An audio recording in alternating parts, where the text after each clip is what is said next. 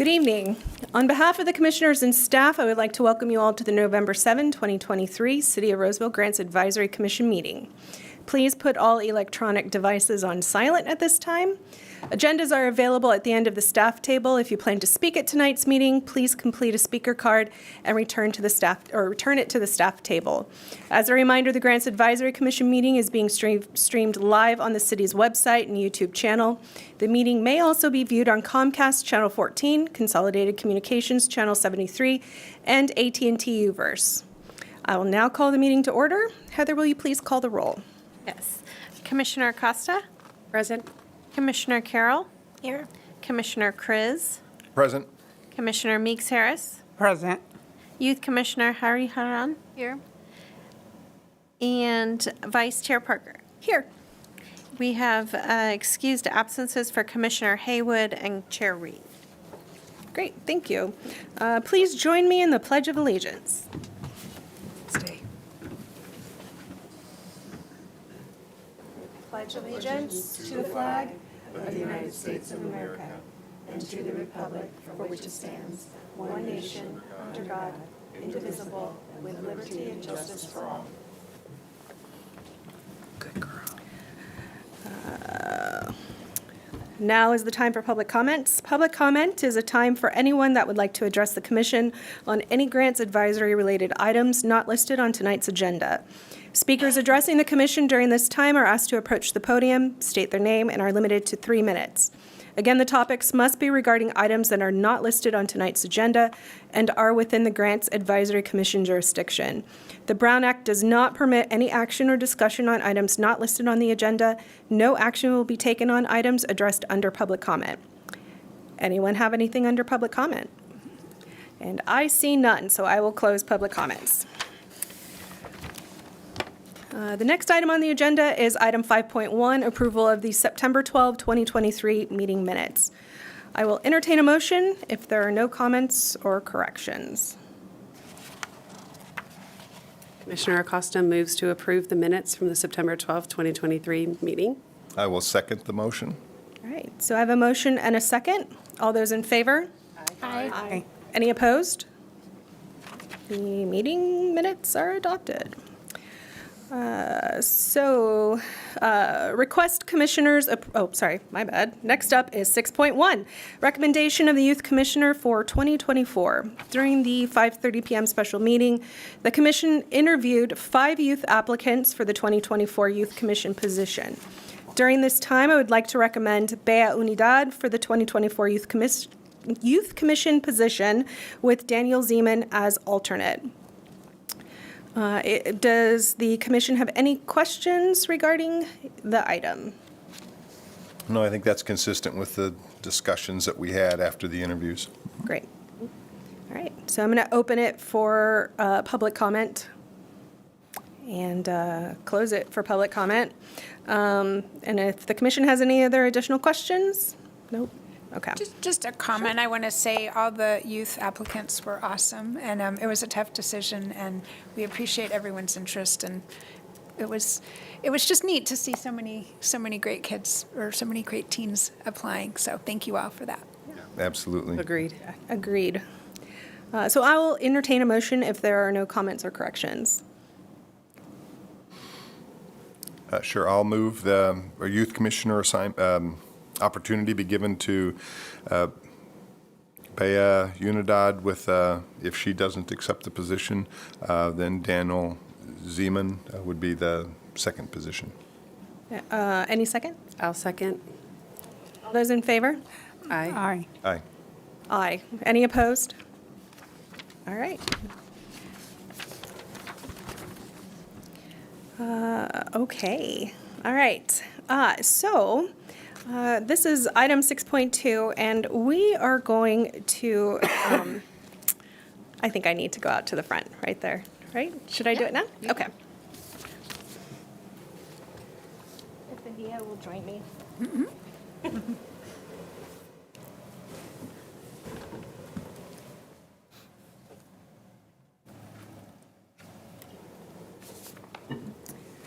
All right. Uh-oh. It's okay, everything's fine. You have this look like deer caught in headlights. Well, we just want to say how awesome we think you are and to thank you for your time on the commission. So this is a certificate of appreciation and special recognition to Ania Hiraharan. I did not do it. I'm so sorry. In appreciation of your 1 year of service as the 2023 Youth Commissioner on the Grants Advisory Commission. And it's signed by the city manager. And I just want to ask anybody if they're interested in saying anything to our youth commissioner.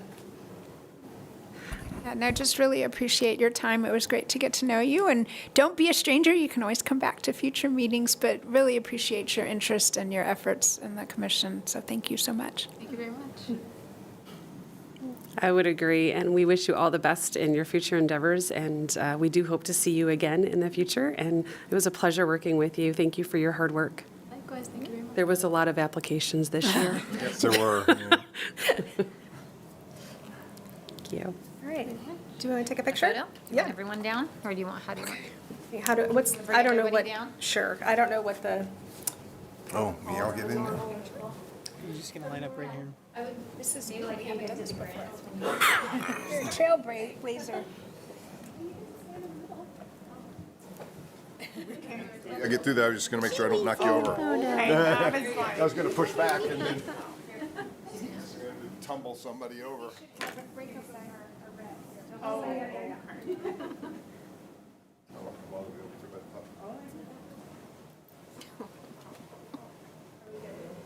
You are good.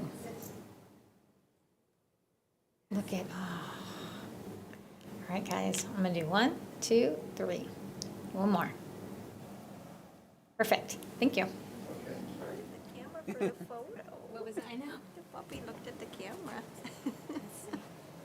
Yes, You're like 1, 2, and she's like, I'm on.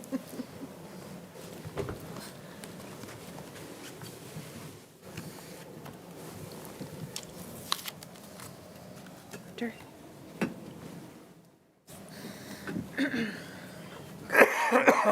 Be under.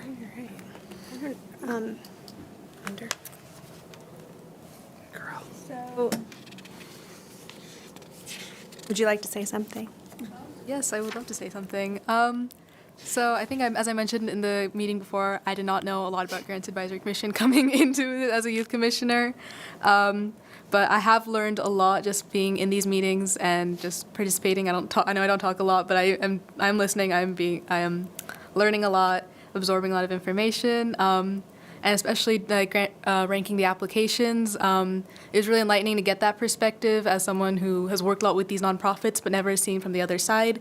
Just kind of viewing these applications, seeing everyone's responses and how hardworking and how connected our community is in Roseville. It was just a really enlightening experience, and I thank you all for allowing me to participate in it. So thank you very much. Thank you. It was a pleasure. Thank you. All right, okay, next up. Next up is item 6.3, the review of summary sheet, yes, from the fiscal year 2022-23 grant funding cycle. This is just a review item.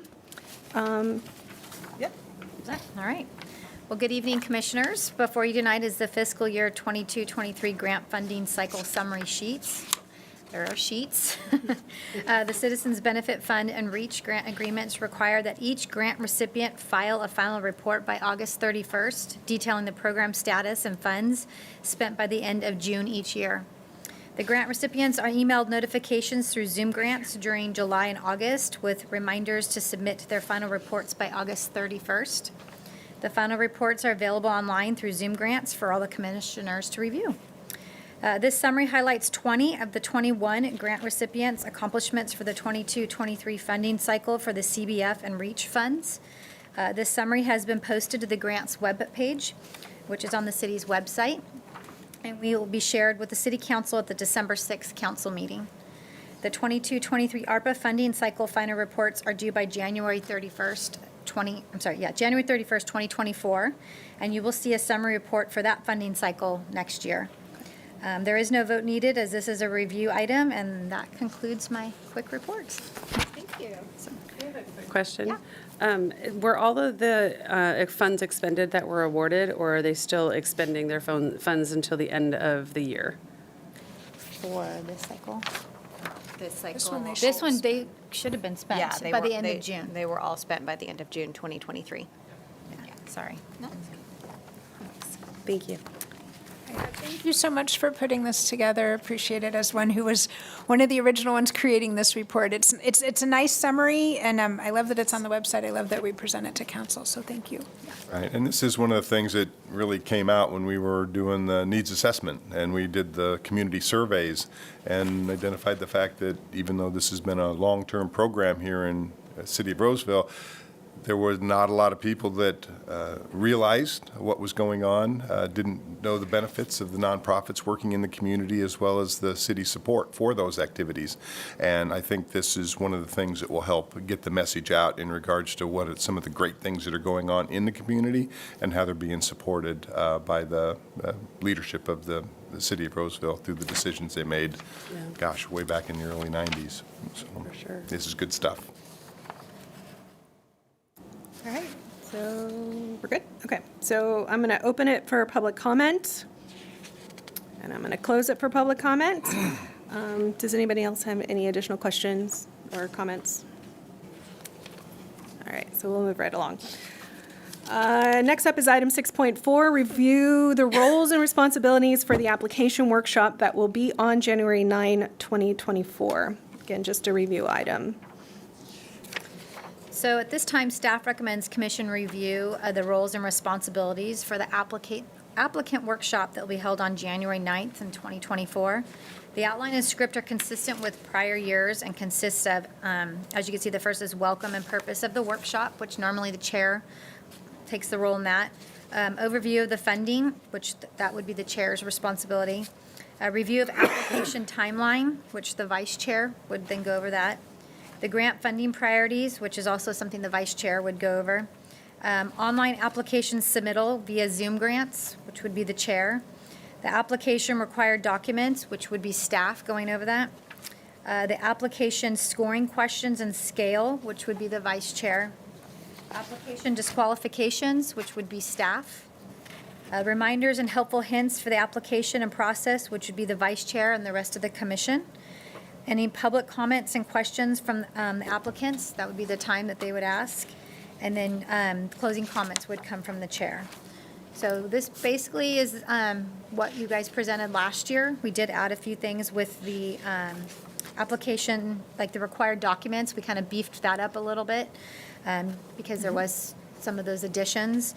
But the rest of it is pretty much the same as what you guys presented in January of this past year. Questions? Okay, so is there any discussion? I've got a little bit. So this is basically the script that'll be at the January meeting. We had talked about, and one of the things that kind of caused a little bit of a stumble when we were doing our recommendations this year was the whole issue of what is a capital expenditure, what's required, when is a bid required. This is pretty robust discussion, but there was one of our candidates that really weren't able to provide bids for the materials because they didn't really know what the needs were going to be in their service population that they were going to have. We have added, I think, a question in Zoom grants, or at least a checkbox to say, hey, if bids aren't provided, please explain to us why. And we would look for some way of being able to rationalize calling them compliant with the application, even though they didn't submit bids. There's nothing in the script that talks about that. I don't know if it's nitpicky too much about, I think it's important to call that out. I think on slide 12, yeah. there's discussion of that, and of course, there'll be opportunity to ask questions, and I'm happy to talk to that if we get questions during that applicant workshop.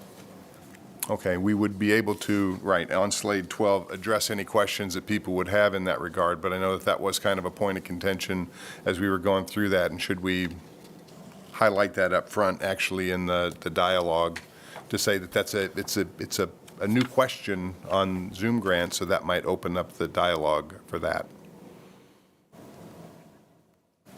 I had a quick question. So back in January when I was youth commissioner, I was given like a little intro into like what the position would be with like as a Zoom meeting. I just wanted to know if the next youth commissioner would also have this before this meeting, because I think it would help them kind of participate in the meeting a lot better if they understood what was going on. Yes, so every new commissioner, youth commissioner or not, gets a new commissioner briefing, and we will absolutely do that for the new youth commissioner, probably early January. The sooner the better, definitely before the January meeting. Great. So just backing up really quick, I just want to make sure, so you want to highlight the new question regarding the capital expenditure, just making sure that that's pointed out. Right. In the event that bids are not provided under some very specific criteria, because, right, if they don't submit the bids, they're not going to actually come to the commission for review. They will be deemed as non-compliant Right. with the application. So there are some specific things that we would probably allow them to move forward based on the criteria that we had talked about, whether, and I'll make sure too, because on slide, if you see slide 14, it's the application disqualification, so maybe I can make a note to make sure to add that there too, that they really pay attention.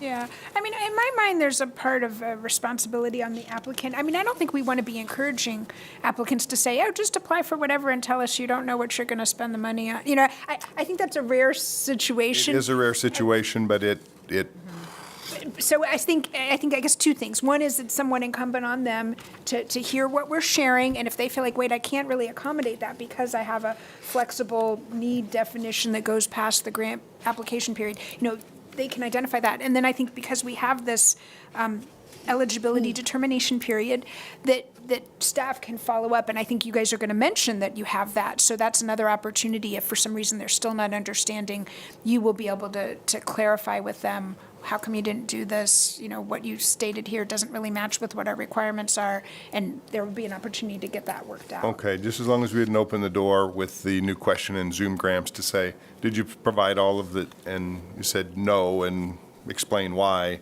that we didn't open the door to some creative writing exercises in regards to why submittals weren't made. So, I mean, I think there's always that risk, but I think addressing it with these 2 points, clarifying it for the Okay. workshop, and then having this eligibility determination period. And it's kind of one of those things, continuous improvement, right? If we have a lot of problems this year, then we can hope to make it better next year. okay.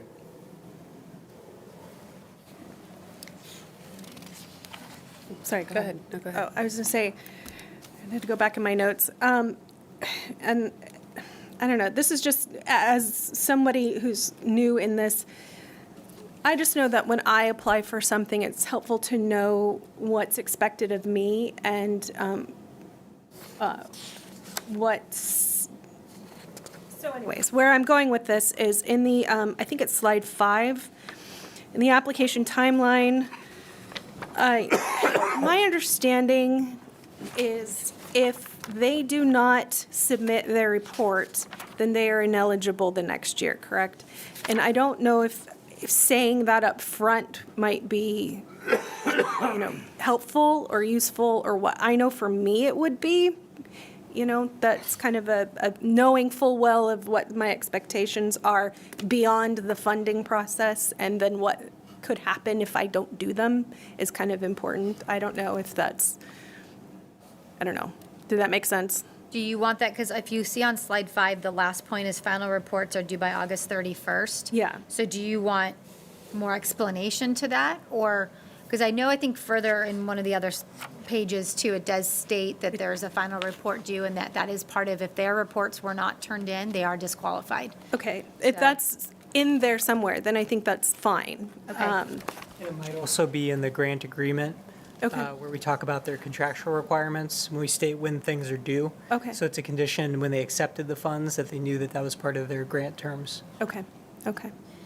Yeah, if you look on slide 14 at the very bottom, it says at the minimum, this is what is required to avoid being disqualified. Perfect, okay. Number 3, it says required annual reports. Okay, perfect.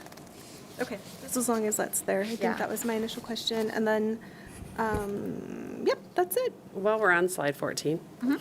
I have a question that I know we've talked about in the past. For required application documents, we do get a lot of applications that are to serve mental health. And one in the prior iterations in Zoom grants, one of the requirements is a licensure of those that are going to be providing those services. But we have gotten many applications that do not have that attached. Is that a required document or is it not? And if it is there some way we can call that out if there is, because there's certain, I mean, we require a business license. And there's a requirement if you're doing a building project that you would have a licensed contractor. And so I guess to my commissioner's point, do we want to call out what those required documents are in some way, shape, or form? And is that a disqualifying factor if they don't provide those things? It's on slide 12, page 10, copy of counseling certificates. And I think we're going to talk about that. That's part of the script here, right? Right, but I'm asking if that's a disqualifying piece, because we've scored grants in the past that did not include those required documents. I think we were trying to call attention, if I remember, we were trying to call attention this year that in the past, while we haven't done that, going forward, We are. going to, and that's Okay. part of that whole eligibility determination. So we have in there the must include. We can always highlight that more, and we have the individual commissioner notes that we share in this workshop as well, so we can hit that again. And then if you guys see an application with mental health services and counseling that they don't include, That would be part of that eligibility period that they would need to turn those in if that's not there. Okay, so if you're not seeing those, and those wouldn't even come to us then? If they fail to Okay. turn that in that Okay. time period that we give them, then yeah, it gets disqualified at that point. Okay, that was the clarifying, thank you. but good to point it out, because like you said, in the past, it's been kind of we say it in one place, but then there's no place to attach it, and then we went ahead and reviewed all those applications Right. anyway. So I think it is good to It emphasize. is in there too, part of Zoom grants, part of the required documents, it's there, that they do have to put that in, and we will double check before it goes live, but I do know that when Trish and I worked on it, that was something that it does say that if it is applicable, you need to add that. But again, through part of the review process, if something does come in, then we will catch it at that point. Okay, thank you. I just wanted to make sure that that was clear, because it is highly competitive in the mental health field. Yes. Right, so anybody got anything else? This isn't really part of the script, but I liked that Commissioner Meeks Harris last time talked about a survey after they fill out the application. Did we think about I that? actually had something to tell you. So I did, let me look for my note here. You're throwing me off. That was part of my end of my script. Going out of order. So I did. I followed up with Zoom grants, and they actually have had several requests to have some type of survey, so they are talking at it as an organization of trying to provide that. What we can do right now, if you guys decide, is all we could do is send a link like through and use like a Survey Monkey. So then it would have to be an email sent out. That's the only way anonymously that we can do it. They did say we could send out something through Zoom grants through them. It would be more of like a report, but it wouldn't be anonymous. And I know you guys indicated that you wanted it to be anonymous. So I'm hoping next year, she did, when I reached out to our rep, she did say they're talking about it. She couldn't give me a timeline as far as when it would potentially be something that would be in the queue for us to use.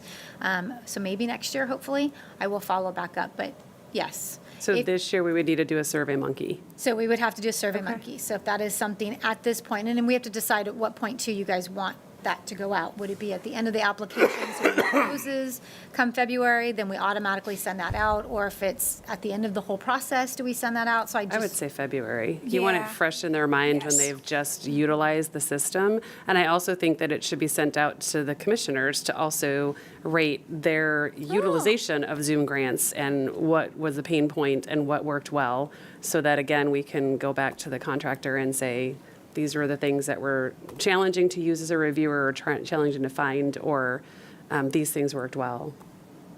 So I guess we'll have to probably put something on the agenda, maybe in January then, to come up with some Okay. type of questions that you guys want to see. So, You want us to send you some sample questions via email before that yeah, is that, meeting? As long as you don't copy everybody and Or they would just go to Heather. So if you want to do that, so that Dear in Heather, distribute January- as appropriate. We could talk through that, and you guys can come up with the survey questions, and I can at least put something together so that when it closes in February, we could send something out to them. And I will double check to make sure we've got a Survey Monkey account or find out if that's the route we want to The go. free one, you can only do 10 questions, just FYI. And if you pay for it, you'll get data analytics and different. All that. I think some of, I yeah. know. I think our public affairs has it? a Survey Monkey and paid. Okay. We'll double check on that. So yes, if you guys have questions, please send them my way within the next month or so that for January I can have something together for you guys for the meeting. All right. Is there anything else? Just thank you for putting this together and making sure that it's all succinct and what we discussed and all of those things. We appreciate the work that the staff does to We support. looked at it a few times, so hopefully, by January, we'll have it all fine-tuned. All right, so I'm going to open it for public comments and then close it for public comment. And if anybody has any additional comments or questions? Nope, okay. So now Commissioner staff reports. I'm going to ask if anybody has anything to report on. Well, it's not necessarily a report, but as you know, this weekend on Friday is for Veterans Day, and I purposely wanted to, excuse me as I adjust myself here. I just wanted to say, even for those of you who are at home, just happy veterans. This is on behalf of my brother. My brother started serving in our U.S. Military. My parents actually had to sign for him, and he is younger than I am. And my brother now, he has no longer in the service, but again, for people such as himself, this is, to thank our veterans, not just a day, but just to thank those who serve. Thank you. On that note, there's also going to be an event, like an honoring veterans event, next Thursday, I believe, 5:30 to 7. Don't quote me on that. But yeah, they're accepting donations for care packages for veterans. So I'm attending, so I would advise people to attend and contribute as well. It's a great way to give back. Where's that at? Yeah. Just Town Square right here. In Vernon. And is there a group sponsoring that, or?